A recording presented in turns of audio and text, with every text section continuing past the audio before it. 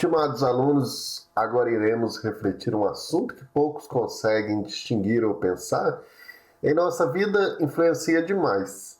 Ajudará a entendermos nossas crises políticas e superar o senso comum que tanto as pessoas cultivam, tão presente em nossos meios como brasileiros que estudamos e lemos tão pouco. Dois conceitos são importantes que já coloco aí na tela. Democracia, que vem do grego, significa governo do povo, e república, que vem do latim res publica, coisa pública, que não é privada. A democracia, para ser verdadeiramente democrática, precisa ser republicana. É esta frase que precisamos terminar esse vídeo e entender. Democracia necessita da república e vice-versa. Na mídia e na boca do povo, senso comum, vemos a palavra democracia aparecendo o tempo todo, e muito pouco a palavra república. E democracia sem república, a sociedade torna-se a pior possível. Iremos ver isto com a aula de hoje. Prestem atenção, será uma novidade na vida de todos nós. A democracia antiga, a gente retoma lá na Grécia Antiga, especificamente Atenas, que é uma referência para essa democracia. A democracia era algo novo e de grande valor cultivado por aquela sociedade.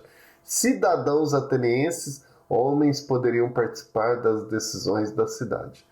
A participação era direta, na chamada ágora, lugar onde as pessoas se encontravam para discutir os principais assuntos da polis. Polis eram cidades da Grécia, independentes cada uma. Mas e as mulheres, os jovens, os estrangeiros não participavam? Uai, que democracia é esta? Sim, um erro nosso de entender a história é olhar com nossos olhos de outra época, fazer anacronismo. Como assim? Veremos melhor em outro slide para frente, eu vou falar sobre essa questão anacronismo. Vamos continuar a distinguir democracia e república em épocas diferentes. República Antiga, nós retomamos aí o nosso Brasil, que temos a República Velha, estendeu de 1889 a 1930. A República Velha iniciou-se em 1889, quando aconteceu a proclamação da República no dia 15 de novembro. Lembrando por que é feriado 15 de novembro? Proclamação da República, da primeira República que nós temos aqui no Brasil. Esse acontecimento iniciou-se pela manhã do dia citado, quando os militares liderados pelo Marechal Deodoro da Fonseca derrubaram o Visconde de Ouro Preto do gabinete ministerial. Na sequência do dia, José do Patrocínio, vereador no Rio de Janeiro, proclamou a República. Esse período é mais conhecido entre os historiadores como Primeira República, por se tratar do primeiro período da República no Brasil. Mas a gente tem umas características que fazem parte dessa república que depois nós vamos superar. Mas isso na época era importante, né? O mandonismo, o que é isso? É um mandão, alguém que exerce poder sobre uma região e impede então a cidadania. Clientelismo, muito típico no nosso Brasil até hoje. Troca de bens e serviços por apoio político. Tá vendo? São coisas antigas, que já superamos, mas até hoje existe ainda. Coronelismo, aquele personagem mais importante de uma região que mandava nos políticos, mandava em tudo.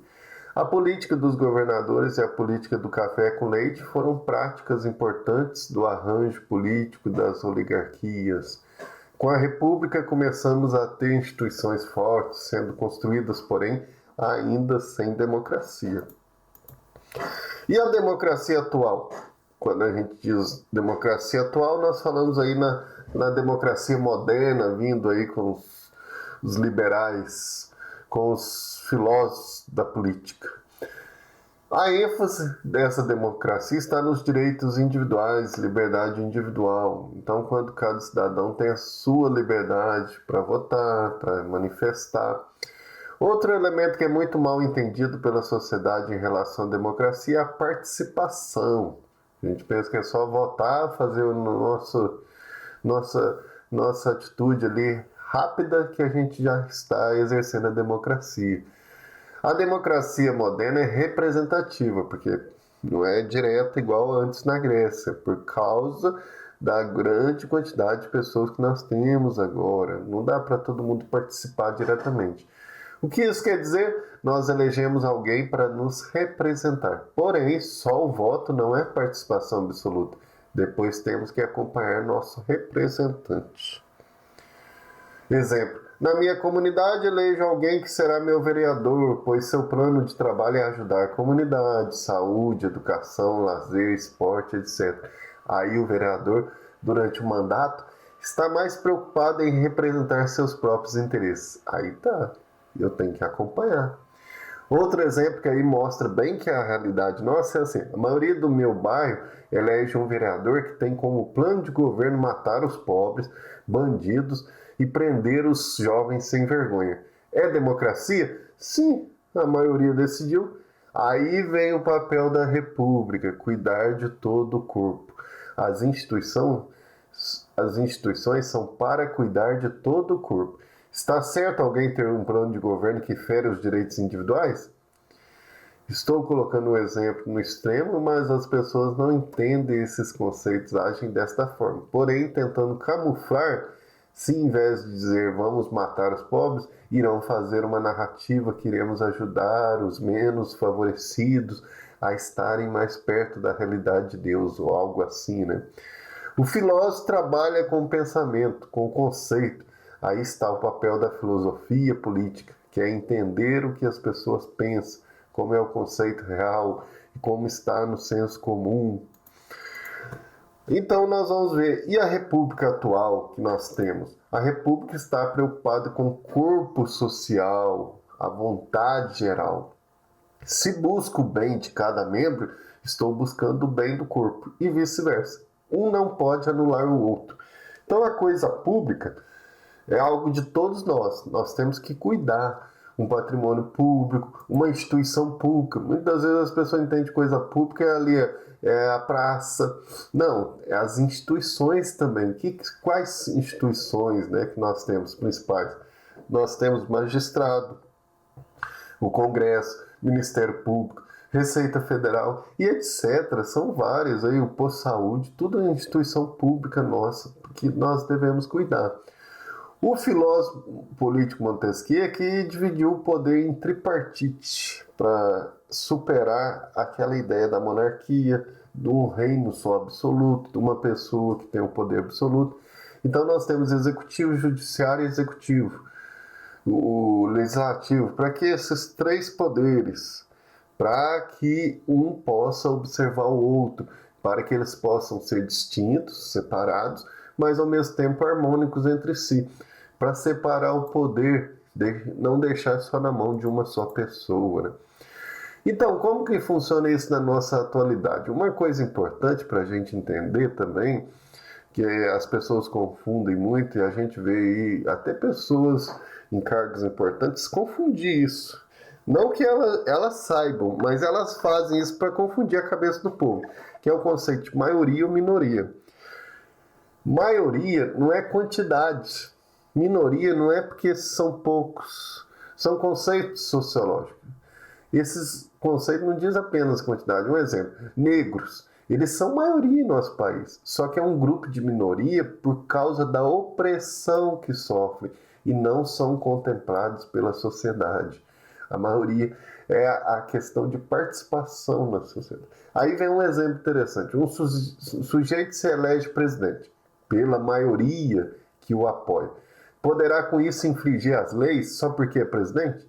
Se for só pela democracia, ele fará o que quiser, porque a maioria o apoia.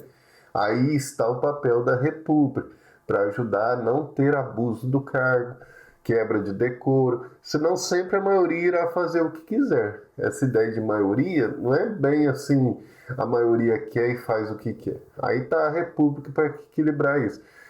Se esta maioria, durante a história, foi ficando pouco cidadã por causa da pouca formação que teve, isso é uma questão de formação deturpada que teve aí na nossa história, que continua tendo, né? As pessoas sempre buscando fontes erradas de formação. Viram como é importante que democracia e república caminhem juntos? Hoje no Brasil, tirando a mídia que não divulga isto, não esclarece o povo, muitos pensadores sérios fazem isso, pois existe muito pseudos pensadores. O que é pseudo pensador? São falsos pensadores. Eles falam umas coisas ali, todo mundo, como o povo brasileiro não lê muito, não sabe, aí qualquer coisa que fala acredita. Muitos pensadores sérios mostram que nossa república está sendo destruída democraticamente, ou seja, a maioria começa a destruir a república. Ah, vamos fechar o Congresso. Ah, vamos destruir esse posto de saúde, que a gente quer um posto privado agora. Olha, a maioria quer, não está vendo? Democraticamente acaba destruindo a república. Aí nós voltamos àquele período dos coronéis, que é anacrônico, não tem mais sentido. Um manda e segue assim. Quando no senso comum todos dizem todo político é ladrão, é uma forma democrática de se manifestar. Mas quando um político realmente aparece e comprova-se que ele roubou e as instituições não fazem nada, aí temos a destruição da república. Porque falar é uma coisa, ficar nesse senso comum. A hora que algo aparece realmente, e aí? Como que as instituições se manifestam? É a lei que serve para alguns e não serve para outros. Mas sempre foi assim? Não. Então é importante diferenciarmos o que todos dizem e o que é comprovado. Um conceito importante, então, é o anacronismo. Do grego significa contra o tempo. Ou seja, fora do tempo que está. Erro de cronologia que geralmente consiste em atribuir a uma época ou a um personagem 10 sentimentos que são de outra época, ou em representar nas obras de arte, costumes, objetos de uma época a que não pertence. Então as comparações que a gente faz aqui da democracia e da república, em épocas diferentes, foi no sentido de mostrar a evolução. Agora a gente fala, nossa, como que é? Então a democracia grega era muito, não incluía os jovens, as crianças, não incluía a mulher, o estrangeiro. Aí que nós temos que perceber a evolução que houve, o que era o sentido na época. Agora, se eu fico comparando para dizer que uma coisa é melhor que a outra, isso é agir de forma anacrônica, porque cada época teve o seu contexto. Igual de falar de coronelismo hoje. Não tem sentido mais falar um senhor coronel que manda na cidade. Mas, apesar que em alguns lugares ainda tem isso. Mas na época pode ser que tinha um sentido até positivo, como alguém que ajuda e representava a região, conseguindo muito benefício para a cidade. A democracia grega foi muito importante na época, mas hoje não tem mais sentido, está defasada, porque é preciso também que todos nós participemos. Então espero que tenham entendido um pouco, aí tá as fontes que eu pesquisei para preparar essa aula, entendido um pouco esta evolução aí de democracia e república e a distinção. Quem não entendeu possa ver o vídeo, a gente deixa um abraço aí e até o próximo vídeo conosco.